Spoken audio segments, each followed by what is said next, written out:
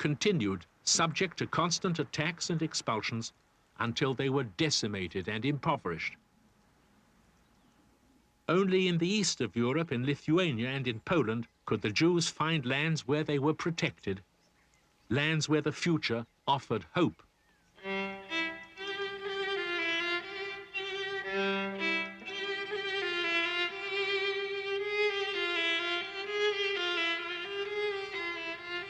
The East was still a frontier, and settlers were needed to develop its trade and commerce.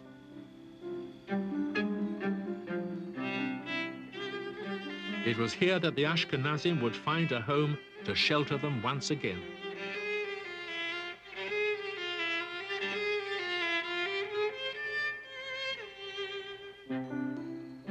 Out of this East European Jewish tradition and its rich sense of identity, much of the foundation of modern Judaism would be built.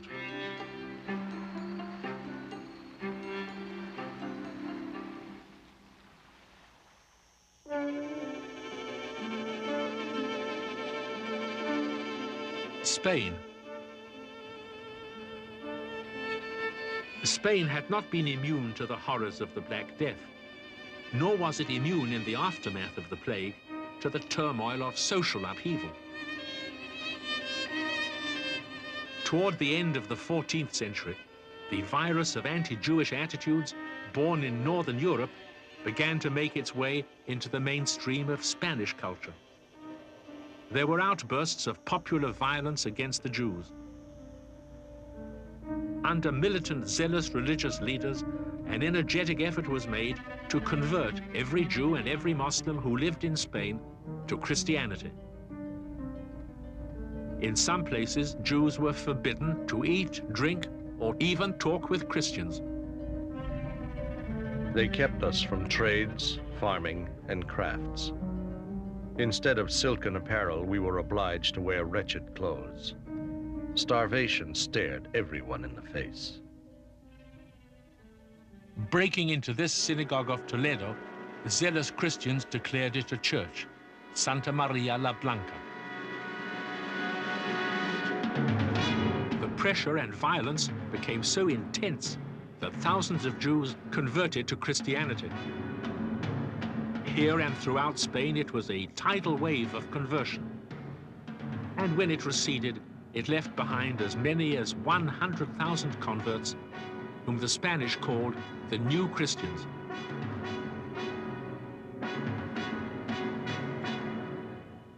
This proud community, the Sephardim, so integrated into Spanish life, was suddenly torn apart. Many converted in public, but continued to observe their own faith in private. Resentment appeared against those Jewish converts who held to their ancient customs. Angry Christians called them marranos, from a Spanish word for swine. When the kingdoms of Christian Spain were at last united under the rule of Ferdinand and Isabella, the two monarchs set out to purify the faith of their Christian subjects. On the first day of the year of 1481, the Spanish Inquisition began its ruthless task: to obliterate any and all vestiges of Jewish practice among the New Christians, to destroy totally any relationship between the converted and the remaining Jews of Spain. Thousands were tried and tortured. Thousands were burned at the stake. But 11 years of terror and torture were unable to destroy the bonds between the converts and their Jewish heritage. The Spanish Inquisition now demanded a further and more radical action. In this majestic hall of the ambassadors in the Alhambra, on the 31st of March, 1492, the long and illustrious history of the Jews of Spain came to a tragic and fateful end.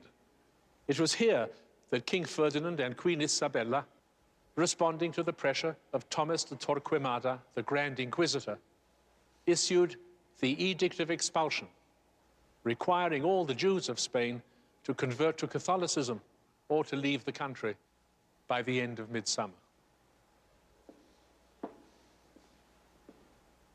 According to the report of the inquisitors, there has come to light the great harm to new Christians due to their contact with Jews.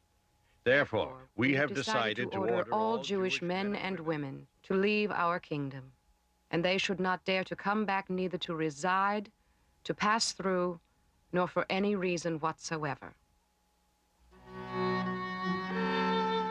Throughout the spring and early summer of that year, more than 150,000 refugees clogged the roads of Spain, leaving behind their homes and vineyards, their workshops, their synagogues, their places of learning, their memories of triumph and of trial in the unforgettable centuries they had lived under Arab and Christian rule. This was the most massive of the many expulsions in Europe. But it was not merely an expulsion. It was the sad end of 5 centuries during which Jewish life and Jewish thought had reached great heights in Western Europe. In Spain particularly, Jewish life had been imbued with a new ideal. It was the ideal of living fully and creatively within the larger society, while remaining faithful to the ancient values and traditions of the Jewish people. And so on a certain summer day in August, in the very month that Christopher Columbus embarked on his voyage of discovery, the last Jewish refugees set sail from Spain. The memory of that tragic moment persists. But even in that moment of despair, there were the seeds of hope. For they carried with them a legacy of faith that would sustain the Jews of Spain and of all Europe in other lands and in new worlds yet to be discovered.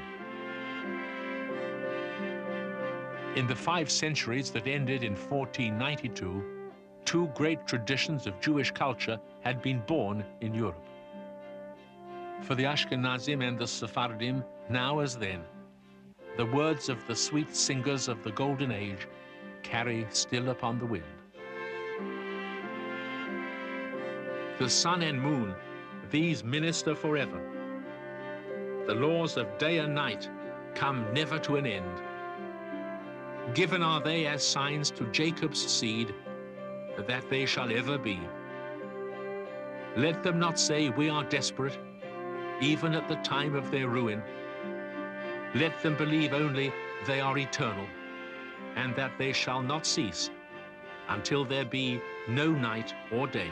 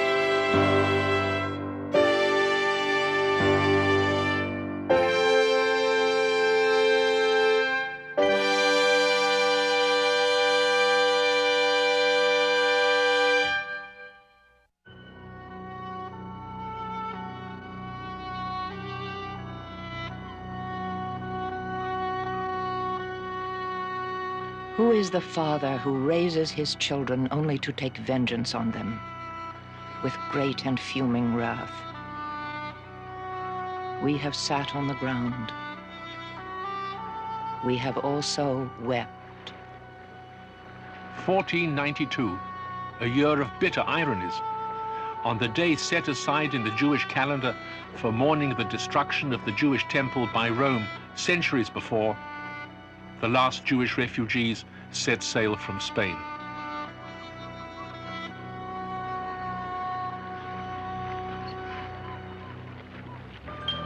On the very next day, another ship set sail from a Spanish harbor, this one commanded by Christopher Columbus. A door was opening onto a new world for Europe, but all the doors seemed to be closing for the Jews.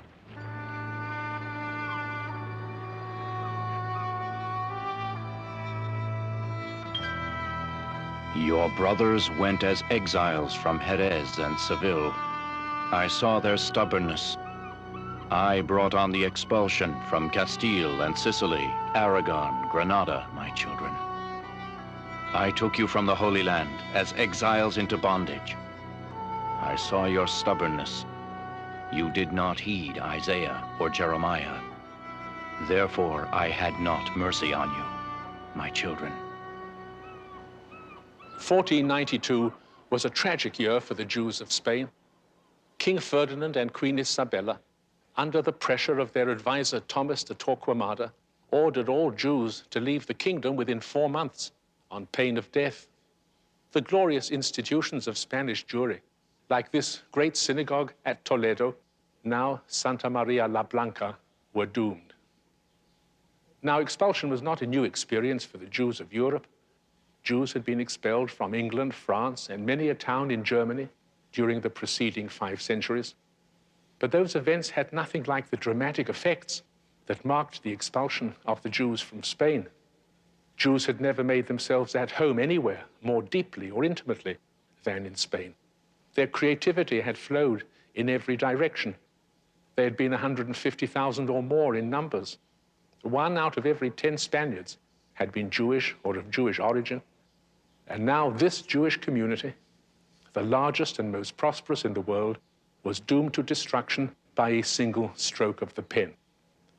The traumatic effects were not felt by the Jews of Spain alone. No event since the destruction of Judea by the Romans 14 centuries before had so shaken the security of Jews everywhere or brought them to so sharp a realization of their exile and their vulnerability.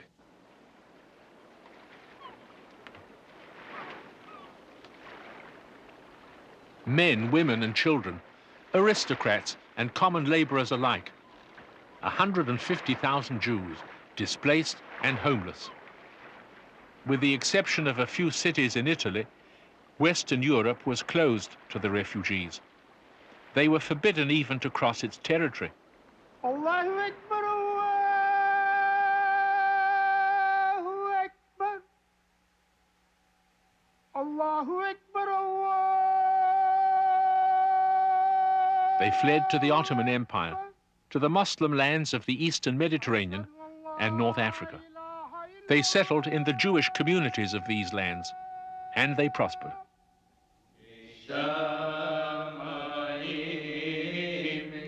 But wherever they went, to Morocco, to Istanbul, to Italy, or to the Eastern Mediterranean, the Jews of Spain carried with them a burden of sorrow that no material well-being could relieve. The fate of the refugees from Spain stirred within the Jewish heart and mind a profound self-examination. It forced upon Jews everywhere a deep sense of exile, and they reached for ways to redefine their place in the world.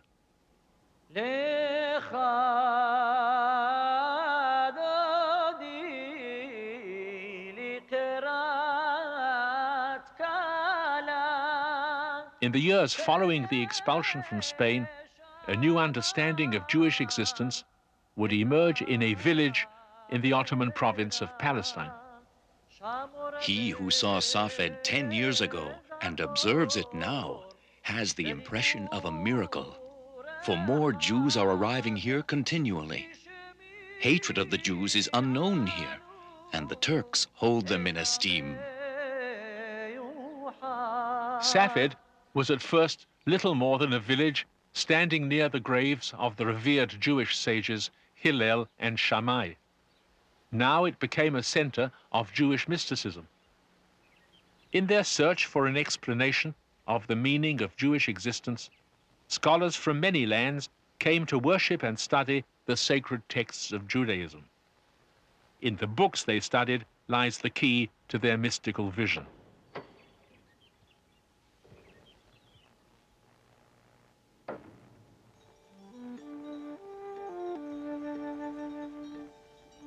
The Mishnah, the Talmud, and the Midrashim were books traditionally studied by Jews everywhere for the previous 1,000 years.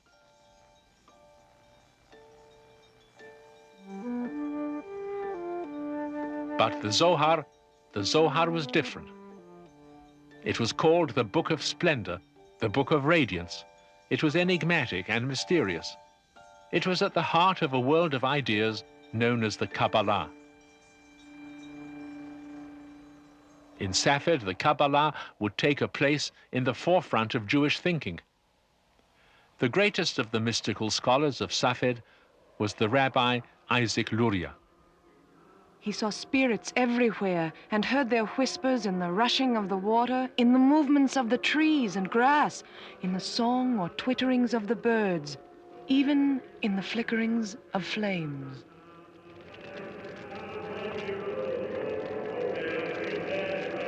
Luria found in the Kabbalah a mystical explanation for the condition of the Jews. It was not just the Jewish people who were in exile. The whole world, even God himself, was in exile.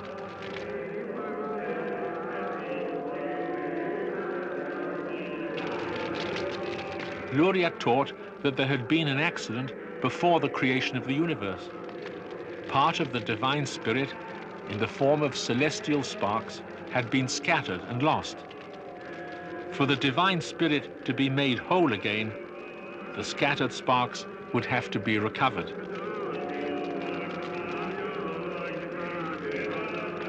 According to Luria, the Jews had a special role in this cosmic drama.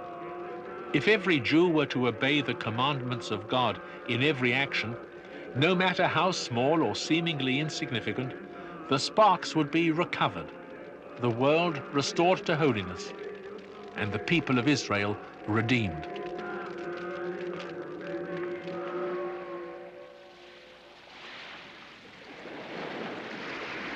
While the Jews of Safed studied and prayed and waited for the restoration of the world, across the Mediterranean, another sort of restoration was taking place. In Venice and in other cities of northern Italy, the late Middle Ages had brought a rebirth of trade and commerce unmatched in Europe since the days of the Roman Empire.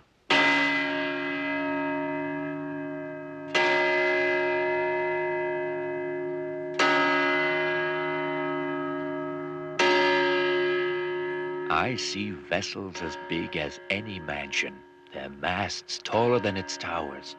They are as mountains floating on the waters. They go to face incalculable dangers in every portion of the globe. They bear wine to England, honey to Russia, saffron, oil, and linen to Assyria, Armenia, Persia, and Araby. They return heavily laden with products of all kinds, which are sent hence to every part of the world.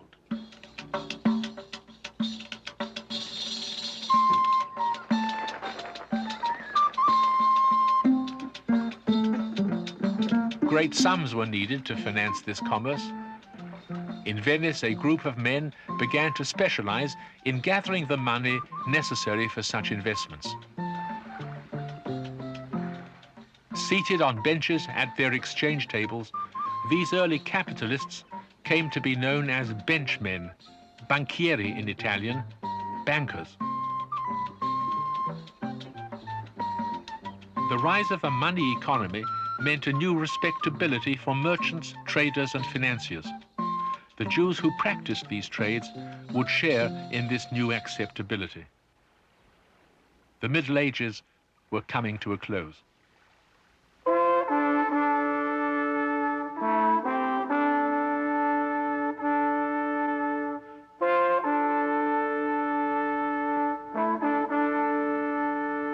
across all of Italy, the new merchant class came to power. They broke away from the pious conventions of medieval society and found in the culture of ancient Rome and Greece an inspiration for the world they would now create.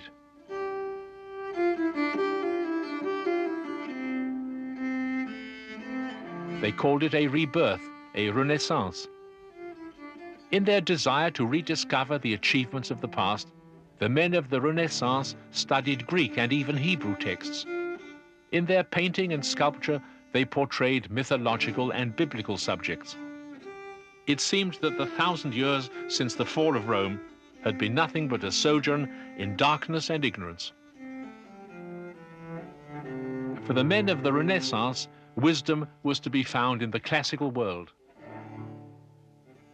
When evening comes, I return home and go into my library. I dress myself as though I were to appear before a royal court as a Florentine envoy. Then, decently attired, I enter the courts of the great men of antiquity. They receive me with friendship. For 4 long and happy hours, I lose myself in them. I forget all my troubles. I'm not afraid of poverty or death. I transform myself entirely in their likeness.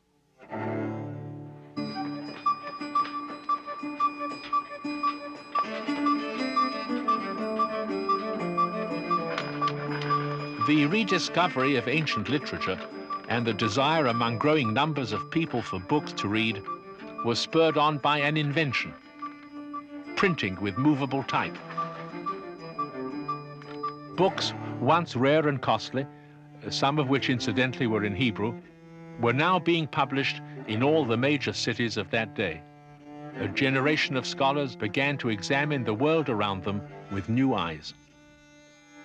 In the early 1500s, a Polish doctor, Mikołaj Kopernik, was working to simplify the mathematics that described the motion of heavenly bodies. He came to a shocking conclusion. The sun and stars did not revolve about the earth. The earth was not the center of the universe. Copernic would be remembered by the Latin form of his name, Copernicus. What he started was no less than a revolution. Others followed in his footsteps: Tycho Brahe, Johannes Kepler, Galileo.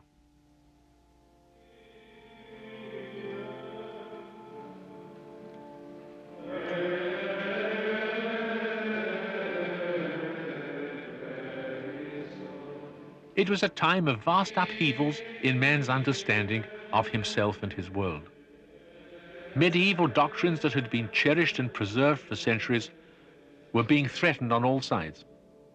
I believe in neither pope nor councils alone, for it is perfectly well established that they have frequently erred as well as contradicted themselves. I must be bound by those scriptures which have been brought forward by me. Yes, my conscience has been taken captive by these words of God. Here I stand. I cannot do otherwise. God help me.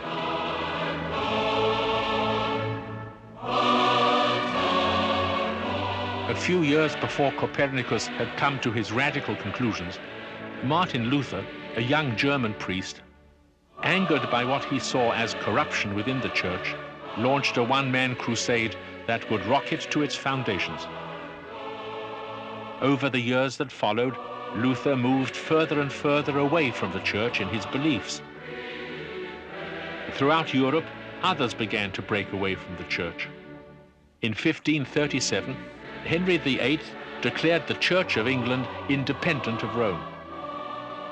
4 years later in Geneva, the preacher John Calvin set up his own church with beliefs that differed dramatically from traditional Christian doctrine.